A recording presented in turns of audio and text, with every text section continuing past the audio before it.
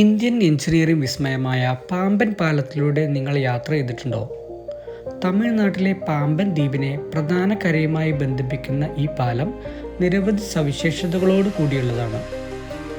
110 വർഷത്തോളം പഴക്കമുള്ള പഴയ പാമ്പൻ പാലം ഗതാഗത യോഗ്യമല്ലാത്തതിനെ തുടർന്ന് 2022 ഡീകമ്മീഷൻ ചെയ്തിരുന്നു.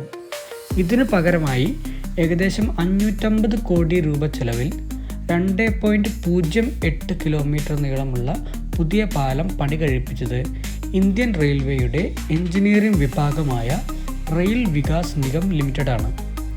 വെർട്ടിക്കൽ ലിഫ്റ്റ് സംവിധാനത്തോടുകൂടി നിർമ്മിച്ച പാലത്തിൻ്റെ 72.5 മീറ്റർ നീളമുള്ള ലിഫ്റ്റ് സ്പാൻ 5 മിനിറ്റ് കൊണ്ട് 17 മീറ്റർ ഉയർത്താനാവുമെന്നുള്ളത് മറ്റൊരു പ്രത്യേകതയാണ്.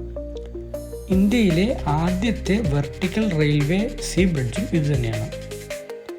1964 മഹാദുരന്തത്തിൻ്റെ ശേഷിപ്പുകളുമായി നിലനിന്നിരുന്ന പഴയ പാലം വിസ്മൃതിയിലാക്കിക്കൊണ്ട് നിൽക്കുന്ന പുതിയ പാമ്പൻ പാലം അക്ഷരാർത്ഥത്തിൽ ഒരു വിസ്മയം തന്നെയാണ്.